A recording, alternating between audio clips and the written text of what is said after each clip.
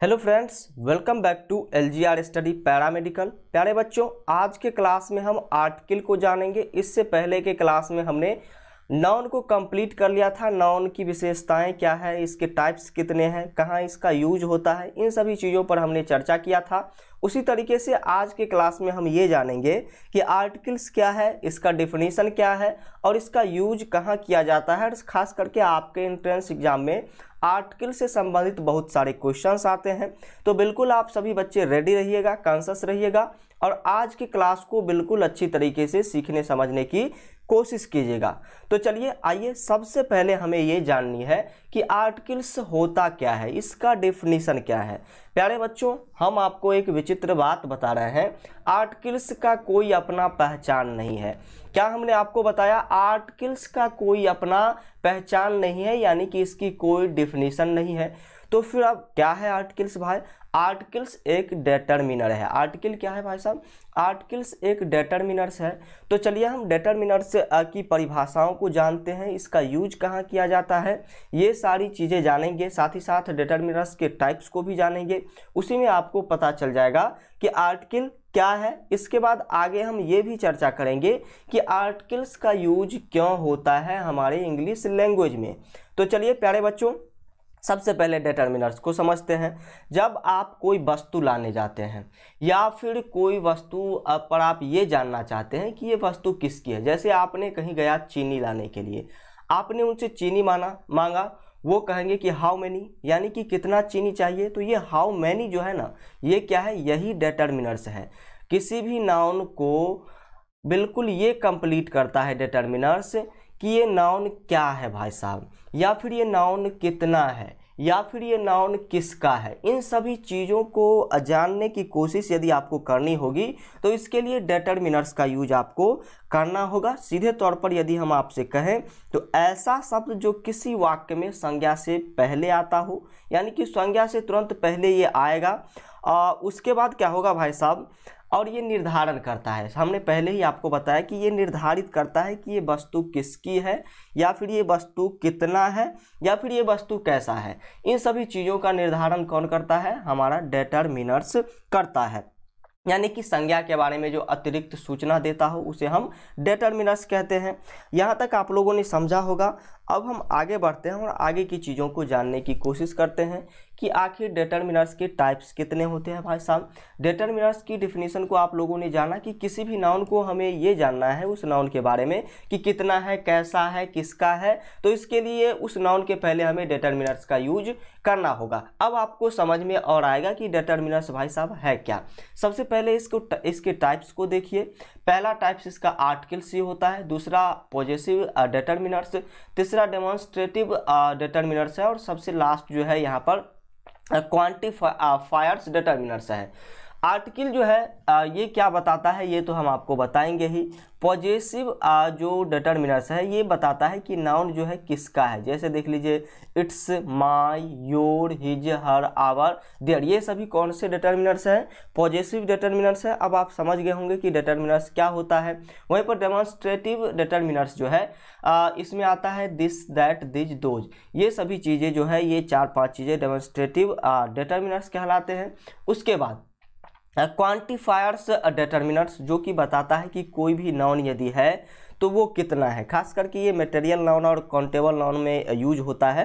तो चलिए, ये बताता है कि कोई भी नाउन या फिर चीज़ें हैं तो वो कितना है।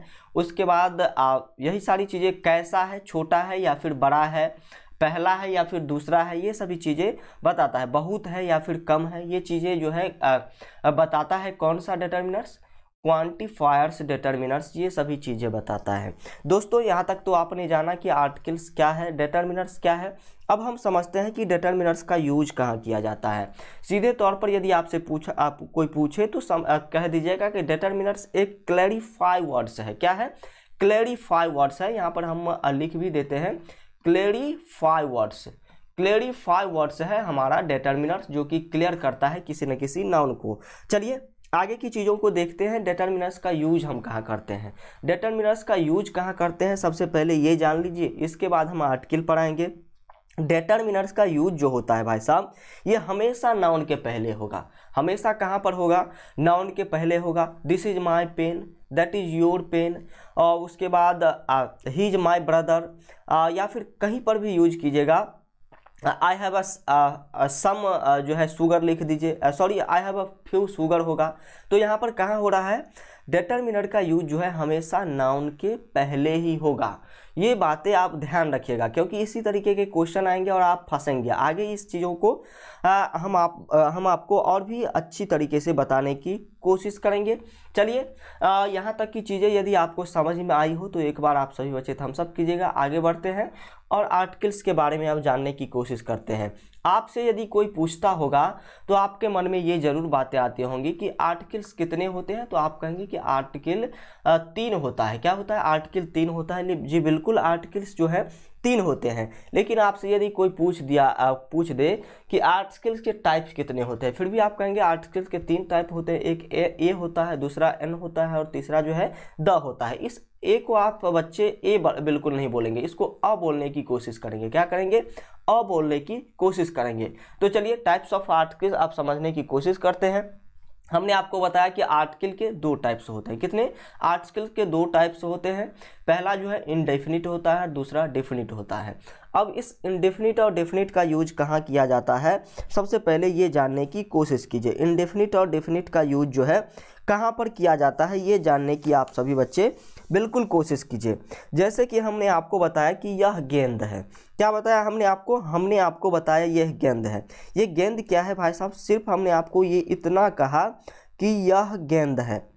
तो गेंद जनरली ये गेंद है, तो ये एक इंडेफिनिट हो जाएगा। ये क्या हो जाएगा? एक इंडेफिनिट हो जाएगा। लेकिन कोई पार्टिकुलर पर्सन या फिर स्पेसिफिक नाउन जो हो, स्पेशल कोई यदि नाउन हो या फिर पार्टिकुलर चीज़ें हों, उसके स्थान पर हम द का यूज करते हैं। जैसे कि कोई जो है जैसे ताजमहल आगरा में है। जी बिल्कुल, ताजमहल आगरा में है, लेकिन हमने कहा कि यह गेंद है। यह गेंद कहाँ पर है या फिर कितना है, इन चीज़ों को तो हमने नहीं बताया, तो इसलिए क्या हो जाएगा? ये इनडेफिनिट हो जाएगा। लेकिन ताजमहल क्या है भाई साहब? हमने कहा कि आगरा में ताजमहल है।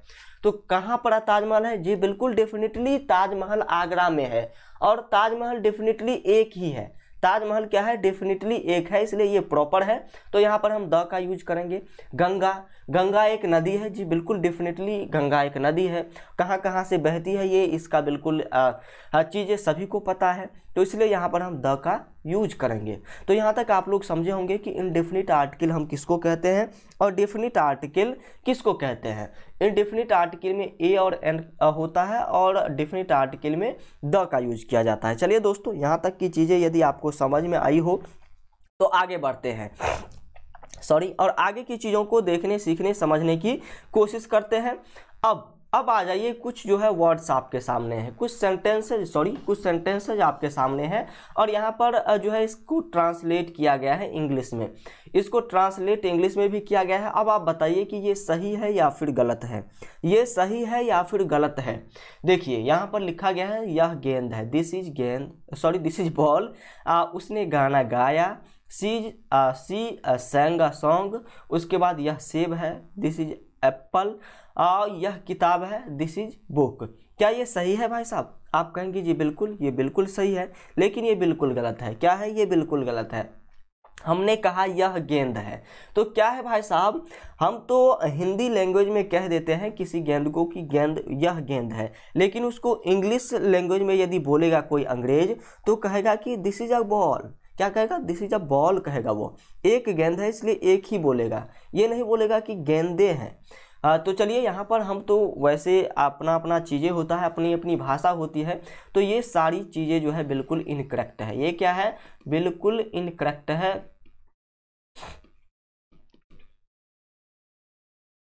ये क्या है? बिल्कुल इनकरेक्ट लिखा गया है। यहाँ पर आपको ए लगानी होगी। सिंग अ सॉन्ग, कितना सॉन्ग गाया? एक ही सॉन्ग ना गाया होगा, तो यहाँ पर ए लगेगा। दिस इज एन लगेगा, यहाँ पर एन एप्पल। उसके बाद दिस इज अ बुक लगेगा, तब जाकर के ये सेंटेंस क्या होगा? पूरा होगा।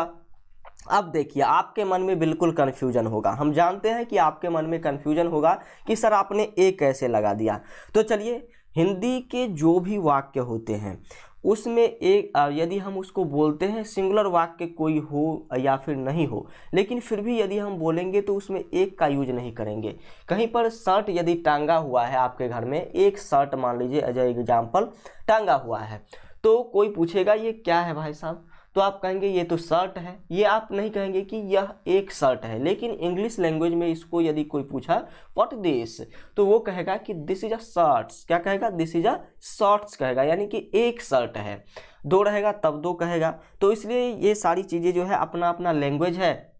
हिंदी में हम उतना धरते नहीं है, जो मन हो बोल दिए, लेकिन इंग्लिश वाला का अपना एक अलग लैंग्वेज है जिसके रूल्स के हिसाब से वो चलता है और उसको ए लगाना पड़ता है। इसलिए इंग्लिश आप यदि पढ़ते हैं आपको भी ए लगाना पड़ेगा। सीधे तौर पर आगे बढ़ते हैं, आगे की चीज़ों को देखने सीखने समझने की कोशिश करेंगे। अब हम ये जानेंगे कि यूज कहाँ किया जाता है ए और एन का। सबसे पहले ये जानने की कोशिश करेंगे ए और एन का यूज कहाँ पर किया जाता है। देखिए ए और एन का जो यूज किया जाएगा ना भाई साहब, ए और एन का जो यूज किया जाएगा वो कहाँ पर किया जाएगा, तो चलिए देख लीजिए। यहाँ पर लिखा गया है सिंगुलर काउंटेबल नाउन। देखिए सिंगुलर काउंटेबल नाउन का मतलब क्या होता है।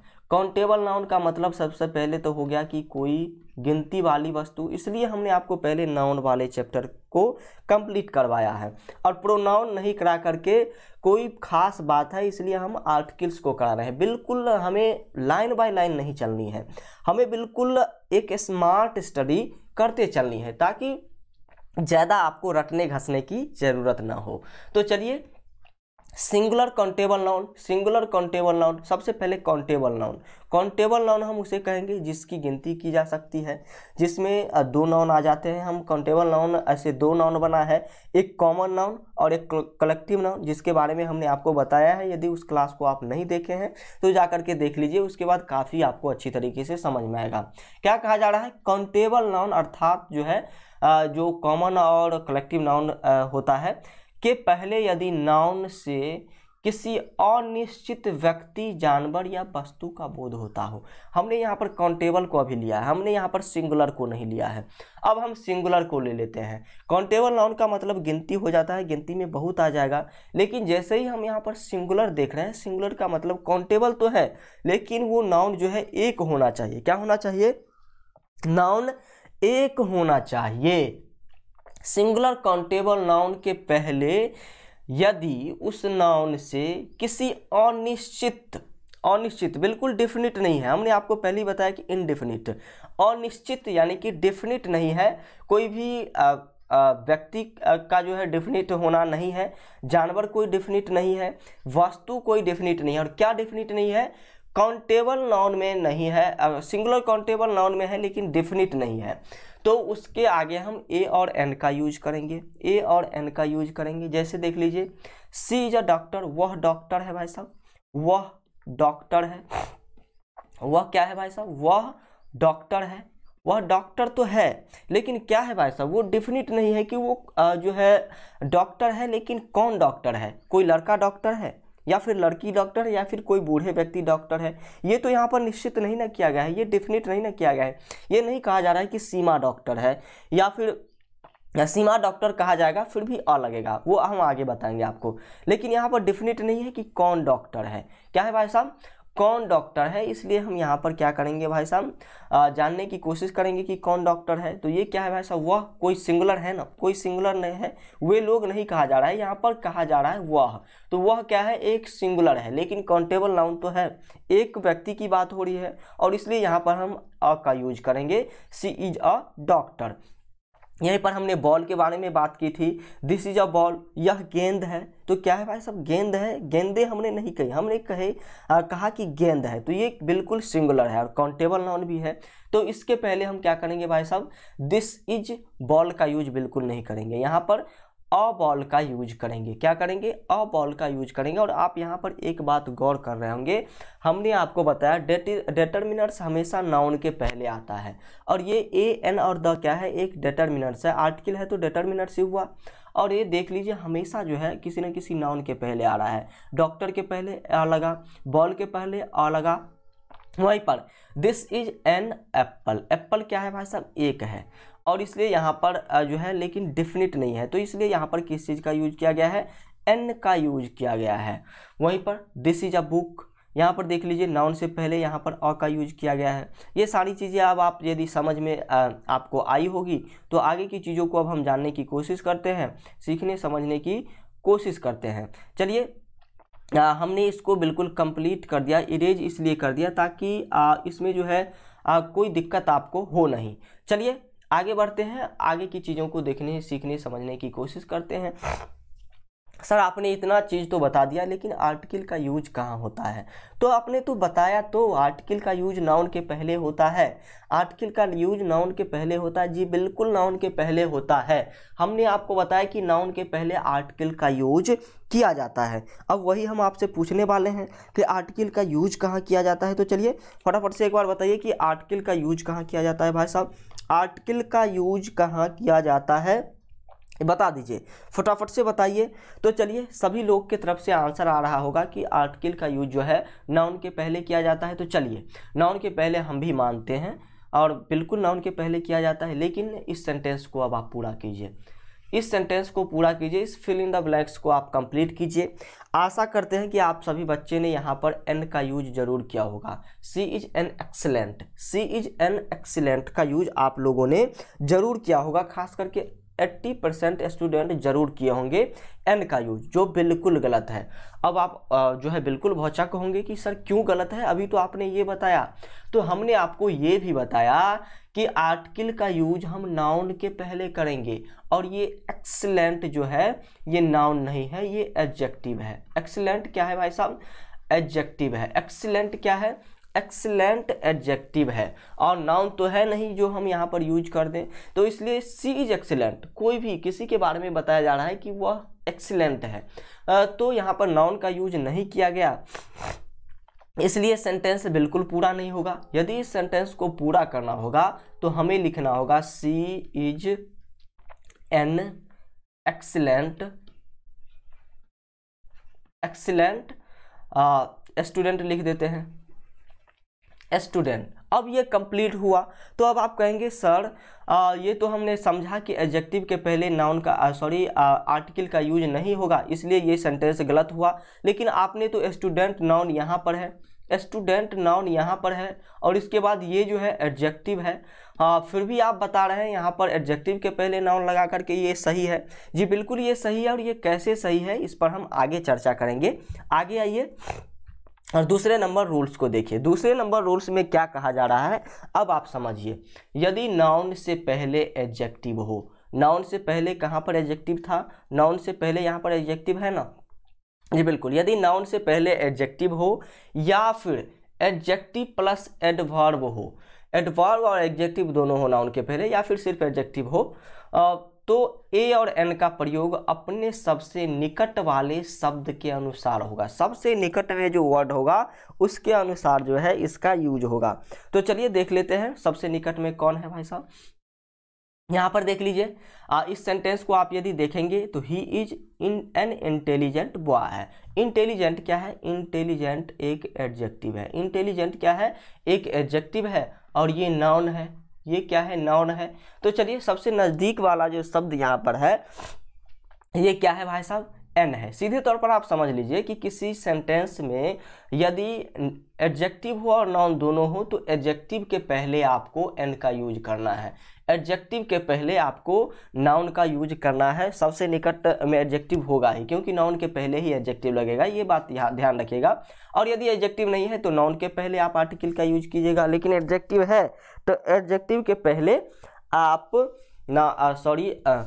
आर्टिकल का यूज कीजिएगा। लेकिन आपके सेंटेंसेज में यदि आ जाए she is a very good students, जिसमें क्या है भाई साहब? ये क्या है भाई साहब? ये तो एडवर्ब है। ये क्या है भाई साहब? ये तो एडवर्ब है। और ये क्या है? ये गुड जो है एडजेक्टिव है। गुड क्या है? सॉरी एक सेकेंड रुकिएगा, इसको हम बिल्कुल कंप्लीट ही कर दें। तो चलिए आइए अब जानते हैं ये क्या है भाई साहब। वेरी क्या है भाई? वेरी एक एडवर्ब है। वेरी एक एडवर्ब है। और गुड क्या है? गुड एक एडजेक्टिव है। स्टूडेंट क्या है? स्टूडेंट एक नाउन है। स्टूडेंट एक नाउन है। इसमें सबसे नज़दीक कौन सा वर्ड आ रहा है? इसमें सबसे नज़दीक वर्ड जो आ रहा है ये वेरी आ रहा है। क्या आ रहा है? वेरी आ रहा है। तो यहाँ पर हम इसके पहले सबसे नज़दीक वेरी है यानी कि एडवर्ब है, तो इसके पहले हम किसका यूज करेंगे? इसके पहले हम आर्टिकल्स का यूज करेंगे। यहाँ पर इस डिफिनीशन को हम यदि शॉर्ट तरीके में आपको बताएं तो यदि किसी सेंटेंस में एडजेक्टिव भी हो, एडवर्ब भी हो और नाउन भी हो तो एडवर्ब के पहले आपको क्या करनी है? आर्टिकल्स का यूज कर लेना है। तो चलिए यहाँ तक की सारी चीज़ें यदि आपको समझ में आया हो तो यस कीजिएगा, थम्स अप कीजिएगा। आगे बढ़ेंगे और आगे की चीज़ों को जानने, सीखने, समझने की अब कोशिश करेंगे। अब हमने तो अब यहाँ तक आपको बताया कि ए का यूज कहाँ पर, एडजेक्टिव ए और एन का यूज कहाँ पर होगा। लेकिन एक चीज़ें और होती है, रूल्स आप लोगों ने बच्चे से ही पढ़ा होगा कि यदि किसी भी वर्ड में ए ई आई ओ और you, A E I O you, ये क्या है भाई साहब? ये वॉल्स हैं हमारे, ये वॉल्स लेटर हैं और इसके बाद जो लेटर्स होते हैं वो कंसोनेंट लेटर्स होते हैं। तो वॉल्स लेटर यदि किसी वर्ड में सबसे पहला हो तो उसके आगे हम एन का यूज कर देते हैं, और यदि कंसोनेंट सबसे पहला हो तो हम ए का यूज कर देते हैं। ये बिल्कुल गलत है, ये बिल्कुल गलत है, गलत है, गलत है। ए ई आई ओ यू रहे या फिर नहीं रहे, इससे कोई फर्क नहीं पड़ता है ए और एन लगाने में। ये सभी बातें जो है ये बचपन की बातें हैं और इसको आप यहीं पर आप विसर्जन कर दीजिए, यानी कि यहीं पर आप इसको भुला दीजिए कि हमें किसी वर्ड में जो है वर्ड का पहला अक्षर यदि ए ई आई ओ यू से शुरू होगा तो वहाँ पर हम एन लगा देंगे, और यदि उससे शुरू नहीं होगा, किसी कंसोनेंट से शुरू होगा तो हम ए लगा देंगे। ये बिल्कुल गलत है भाई साहब, इसको यहीं पर छोड़ दीजिए। ए ई आई को आपको बिल्कुल याद ही नहीं करनी है, ए ई आई को आपको बिल्कुल याद ही नहीं करनी है, ए ई आई को बिल्कुल याद नहीं करनी है। चलिए, तो अब ए ई आई को याद नहीं कीजिएगा तो किसके पहले लगाइएगा? A N. ए एन किसके पहले लगाइएगा? काफ़ी जो है दिलचस्प बातें यहाँ पर हो रही है। सर हमने बचपन से जो पढ़ रखा था आप उस पर पानी फेर दिए, अब आप कह रहे हैं कि उसके आगे लगाएंगे ही नहीं। तो चलिए किसके आगे लगाएंगे देख लीजिए। वॉवेल ए और एन का प्रयोग कहाँ पर किया जाता है ये जानिए। अब एक तो होता है हमारा वॉल साउंड्स, जिसके पहले हमने आपको बताया कि एन का प्रयोग आप अक्सर करते हैं। दूसरा कॉन्सोनेंट है जिसके पहले आप क्या करते हैं? अ का प्रयोग पहले करते हैं। तो ये बातें हमने आपको बोला कि भुला दीजिए, जी बिल्कुल भुला दीजिए।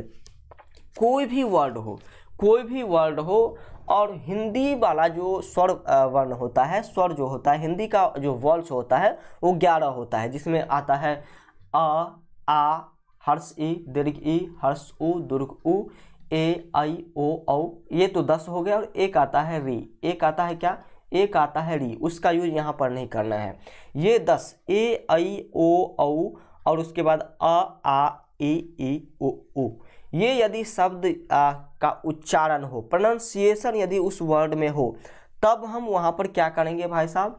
यदि इस सभी वर्ड से पहले आप यदि किसी चीज़ को बोल करके देखेंगे, जैसे एप्पल, एप्पल आपने बोला तो यहाँ पर ए आ रहा है एप्पल में, तो यहाँ पर क्या आ रहा है? ए आ रहा है। तो ए क्या है भाई साहब? ए हमारा स्वर व्यंजन है, तब हम एन का यूज करेंगे। यहाँ पर अब आपको समझ में आई नहीं होगी, हम समझते हैं कि यहाँ पर आप बिल्कुल कंफ्यूज्ड होंगे।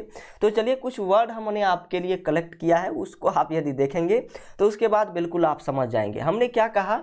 ए ई आई ओ यू से शुरू हो या फिर नहीं हो, लेकिन अ आ ई ओ उ ए आई ओ औ, इससे यदि कोई वर्ड शुरू हो रहा है तब हम एन लगाएंगे, और यदि इससे नहीं शुरू हो रहा है तो हम ए लगाएंगे। ये कैसे होगा? ये होगा, जी बिल्कुल होगा। हमने यदि आपको बताया है तो बिल्कुल होगा। देख लीजिए भाई साहब, यहाँ पर देख लीजिए अम्ब्रेला। अम्ब्रेला क्या है? यू से शुरू है, ए ई आई ओ यू, और हमने यहाँ पर क्या लगाया? एल लगाया है। जी बिल्कुल, आप कहेंगे सर बिल्कुल आपने तो कहा था नहीं लगाना है, लेकिन आपने लगाया है। लेकिन यहाँ पर ये अम्ब्रेला जो है ये शुरू किस वर्ड से हो रहा है? ये किससे शुरू हो रहा है? अ से शुरू हो रहा है। क्या हो रहा है? अ से शुरू हो रहा है, अ से शुरू हो रहा है। और हमने आपको बताया कि हिंदी के स्वर के अक्षर से यदि कोई वर्ड शुरू हो, प्रोनाउंसिएशन उसका उच्चारण यदि किसी हिंदी स्वर वर्ण से हो तब हम एन का यूज करेंगे।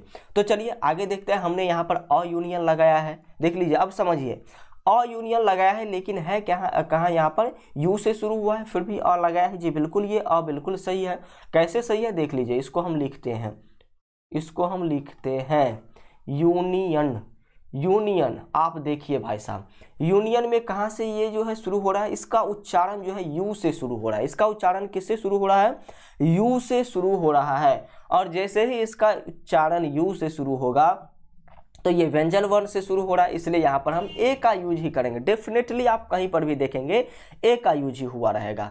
चलिए आगे हमने लिखा a university. A university, university कैसे लिखाता है भाई साहब, यूनिवर्सिटी।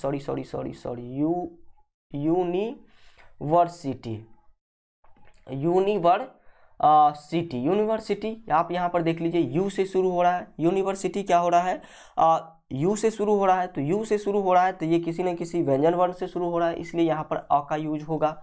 तो देख लीजिए आप उच्चारण पर ध्यान देंगे, हिंदी उच्चारण पर ध्यान देंगे। इंग्लिश में ए ई आई ओ यू से शुरू हो या फिर नहीं शुरू हो, इससे आपको अब मतलब नहीं रखनी है, वरना आप फंस जाएंगे भाई साहब, वरना आप फंस जाएंगे, हम कह रहे हैं। उसके बाद देख लीजिए यहाँ पर लिखा गया है यर। यर क्या होता है, ये होता है यर। क्या होता है, यर होता है, यर। यर हम इसको बोलते हैं यर। और यर में ये भी य से शुरू हो रहा है, देख लीजिए यहाँ पर, तो इसलिए हमने ए लगाया। लेकिन ये शब्द देख लीजिए, अब आप फिर कंफ्यूज हो जाएंगे। एच से शुरू हो रहा है, फिर हमने एन लगा रखी है, एन लगा रखी है, और ये शुरू हो रहा है एच, यानी कि एच एक कंसोनेंट है। लेकिन ऑनेस्ट लिखाता कैसे है, ऑनेस्ट लिखाता है ऐसे। ऑनेस्ट कैसे लिखाता है, ऑनेस्ट का उच्चारण इस तरीके से होता है। ऑनेस्ट का उच्चारण किस तरीके से होता है, ऑनेस्ट का उच्चारण जो है इस तरीके से होता है, आ से इसका उच्चारण हो रहा है। और इसलिए आ से उच्चारण हो रहा है तो ये हिंदी के स्वर वर्ण है, तो इसलिए हम यहाँ पर हिंदी के वॉल्स हैं, इसलिए हम यहाँ पर क्या करेंगे, एन का यूज करेंगे, एन का यूज करेंगे, एन का। और इस सभी पर यदि ये सभी वॉल्स से शुरू हो रहे हैं लेकिन हिंदी में इसका उच्चारण जो है कॉन्सोनेंट में आ रहा है, तो यहाँ पर हमने क्या किया, ए से शुरू किया। लेकिन ऑनेस्ट देख लीजिए एच से शुरू हो रहा है तो ऑनेस्ट ऐसे लिखा जाता है, इसलिए हमने एन का यूज किया है। चलिए यहाँ तक की सारी बातें अब आपको समझ में आ गई होगी कि ए ई आई ओ यू को बिल्कुल नहीं देखना है, हमें उस वर्ड का उच्चारण देखनी है कि इसका उच्चारण प्रोनाउंसिएशन क्या आ रहा है। उस टाइप से हम क्या करेंगे, हिंदी के अकॉर्डिंग हम ए और एन का यूज करेंगे। चलिए दोस्तों, अब हम इस डेफिनेशन को समझते हैं। इस डेफिनेशन में वही बातें होंगी जो हमने आपको बताई है। तो चलिए यहाँ पर देख लीजिए, एक बार इसको भी पढ़ लीजिए।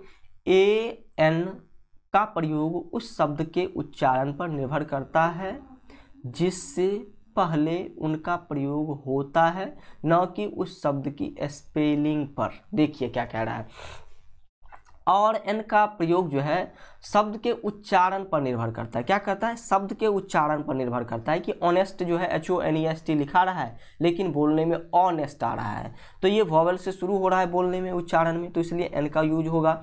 जिससे पहले उनका प्रयोग होता है, क्या होता है भाई साहब, उच्चारण पर निर्भर करता है कि जिससे पहले उसका क्या प्रयोग होता है, न कि शब्द की स्पेलिंग पर। स्पेलिंग यानी कि हमने ऑनेस्ट लिखा तो ऑनेस्ट में क्या हो जाएगा भाई साहब, एच से शुरू हो रही है लेकिन स्पेलिंग तो एच से शुरू हो रही है, लेकिन उच्चारण हमें अ से आ रहा है, इसलिए हम यहाँ पर यूज किस तरीके से करेंगे, वही बातें यहाँ पर लिखी गई है।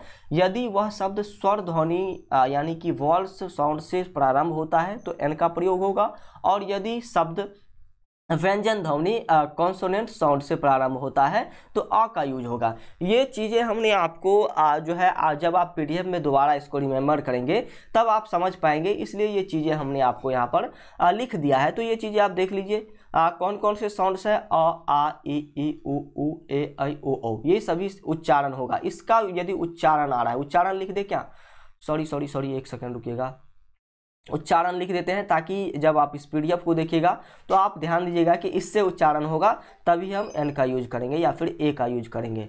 तो चलिए हमने यहाँ पर पेन ले लिया है और आइए यहाँ पर हम लिख देते हैं उच्चारण। उच्चारण, इससे यदि उच्चारण हो तब क्या करेंगे, एन का यूज करेंगे, बाकी सब पर ए का यूज करेंगे। एक एग्जाम्पल यहाँ पर देख लीजिए, he is an honest man, he is an honest man. Honest के बारे में हमने आपको अभी ही बताया है कि ऑनेस्ट जो है अ से शुरू हो रहा है, आ से, और इसलिए हमने एन का यूज किया है। He is one eyed man, देखिए यहाँ पर भी एक झोल है, गोलमाल है, सब गोलमाल है भाई साहब। देख लीजिए वन, ओ से शुरू हो रहा है, लेकिन फिर भी हमने यहाँ पर अ का यूज किया। क्यों? क्योंकि वन कैसे लिखाता है? वन तो ऐसे लिखाता है, ये जो है व्यंजन से इसका उच्चारण हो रहा है, व्यंजन से इसका उच्चारण हो रहा है, इसलिए हमने ए लगाया है। क्या लगाया है? हमने इसलिए ए लगाया है। चलिए, ए और एन का यूज कहाँ पर करनी है, ये बातें तो अब आपको समझ में आ गई होगी। आगे बढ़ते हैं, आगे की चीज़ों को जानने, सीखने, समझने की कोशिश करते हैं। चौथा नंबर रूल्स आपके सामने है, और चौथे नंबर रूल्स में आपसे पूछा जा रहा है पूरी जाति का बोध कराने के लिए। क्या? पूरी जाति का बोध कराने के लिए सिंगुलर काउंटेबल नाउन के पहले ए और एन का प्रयोग होता है। यदि किसी पूरी जाति का बोध कराना है, जैसे मान लीजिए हम कह दें कि बच्चा जो है, बच्चा को क्या चाहिए भाई साहब? बच्चे को प्यार चाहिए, बच्चे को प्यार चाहिए। तो यहाँ पर किस बच्चे की बात हो रही है? सभी बच्चे की बात हो रही है कि सभी बच्चे को प्यार चाहिए। सभी बच्चे को यदि प्यार चाहिए तो पूरे बच्चे जाति का बोध हो रहा है। क्या हो रहा है भाई साहब? यहाँ पर पूरे बच्चा जाति का बोध हो रहा है। तो इसलिए हम क्या करेंगे भाई साहब? यहाँ पर क्या करेंगे? सिंगुलर काउंटेबल नाउन के पहले ए और एन का यूज करेंगे। ए और एन का यूज आपको कहाँ पर करनी है, ये बातें तो अब आपको पता चल गई है। तो चलिए कि हमें प्रोनाउंसिएशन के अकॉर्डिंग ए और एन का यूज करनी है। तो चलिए, यहाँ पर पूरी जाति का बोध यदि किसी चीज़ में हो रहा है, क्या हो रहा है? पूरी जाति का, कोई स्टूडेंट, पूरे स्टूडेंट का यदि बोध हो रहा है और वो सिंगुलर हो, जैसे कि हम कह दें कि student needs knowledge, student needs knowledge,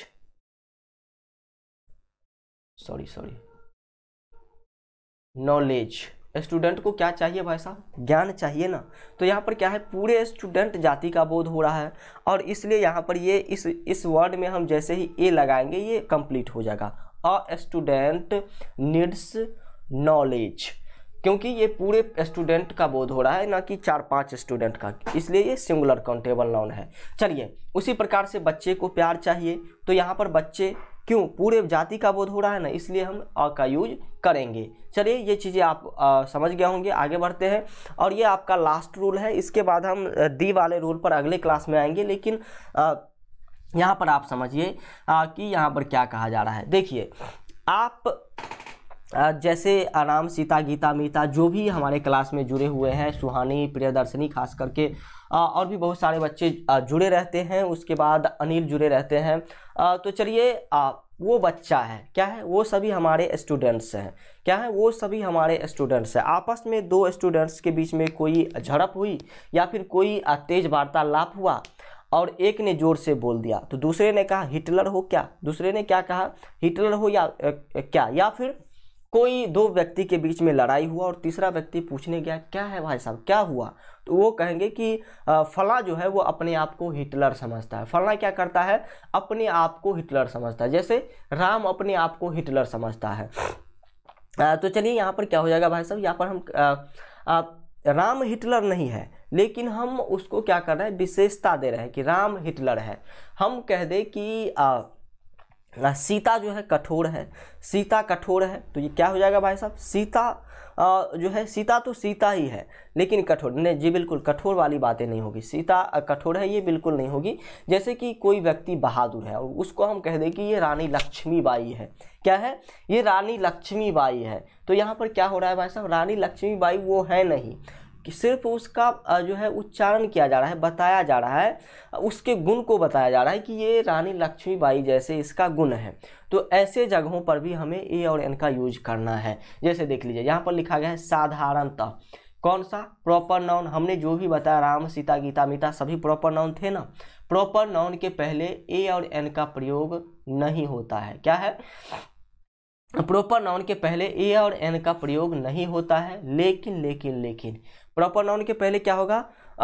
ए और एन का प्रयोग नहीं होगा। लेकिन हमने आपको बताया कि यदि जब किसी प्रॉपर नाउन से पहले ए और एन का प्रयोग यदि होता है, तो किसी स्थान या फिर व्यक्ति का बोध ना होकर के, क्या? किसी स्थान या फिर व्यक्ति का बोध ना होकर के उस स्थान या फिर व्यक्ति, प्रॉपर नाउन में दोनों आते हैं। प्रॉपर नाउन पटना हो गया, राम प्रॉपर नाउन हो जाएगा। व्यक्ति में निहित गुण का बोध होता है कि कैसा है भाई साहब, पटना कैसा है? Patna is beautiful. तो चलिए, पटना जो है कैपिटल की तरह लगता है।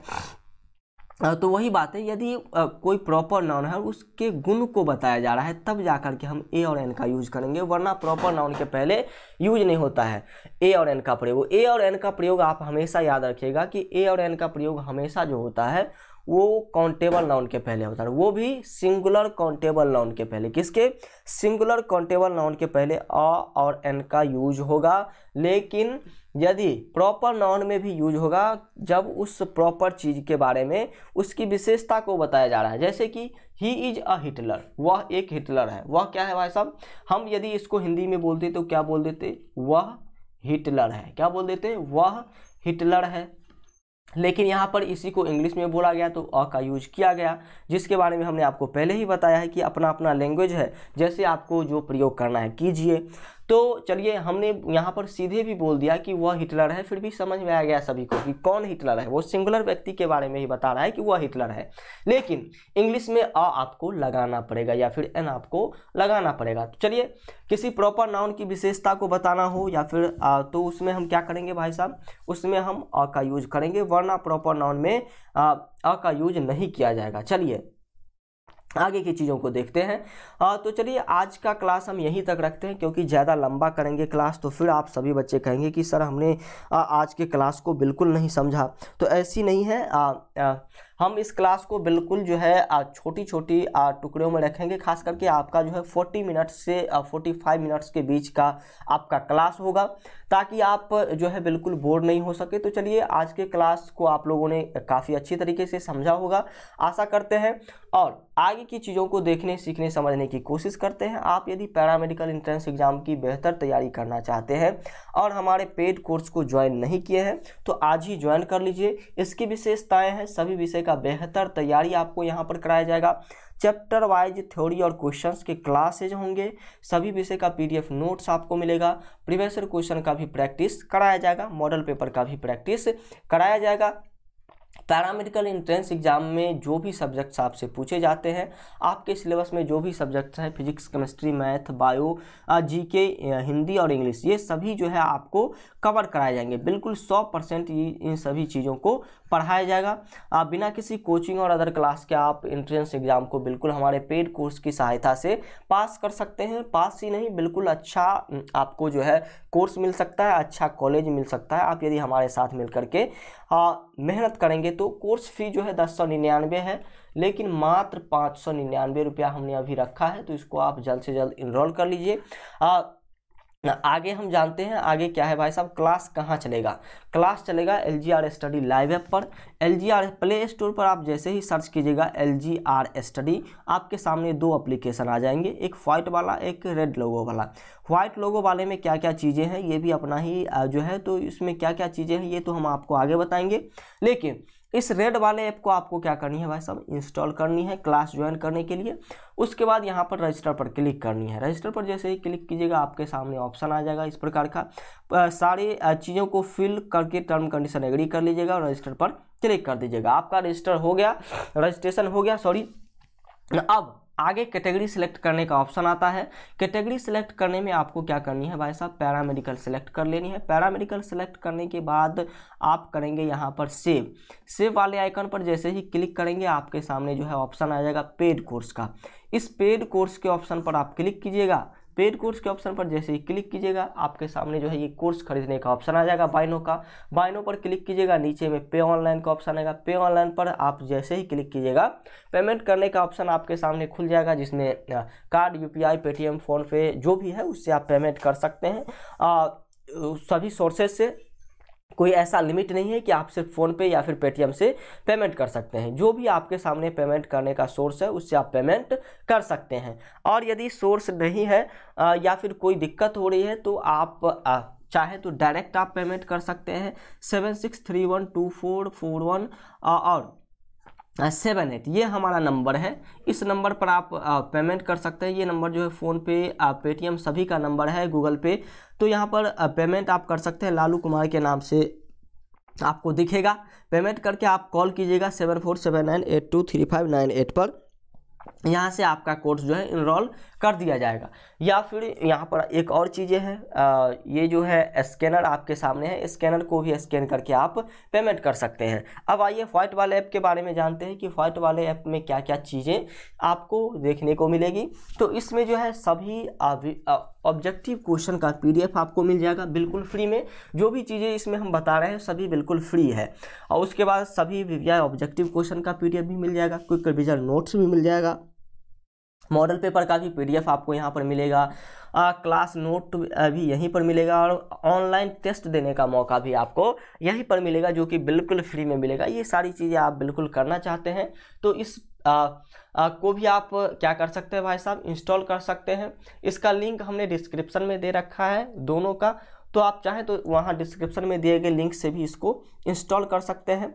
एक चीज़ और हम आपको बताना चाहते हैं, इस क्लास का PDF जो आपको मिलने वाला है, ये PDF आपको इसी रेड वाले ऐप पर मिलने वाला है। यहाँ पर जो आप देख रहे हैं PDF नोट्स वाले सेक्शन पर आप जैसे ही क्लिक कीजिएगा आपको PDF यहाँ से जो भी क्लास कंप्लीट आपने किया है उसका PDF आपको मिल जाएगा। तो थैंक यू। आज की सभी चीज़ों को आप लोगों ने अच्छी तरीके से सीखा, समझा, परखा होगा। आगे के क्लास में हम बात करेंगे और भी चीज़ों के बारे में कि दी का यूज कहाँ पर होता है। तो आज के लिए इतना ही रखते हैं।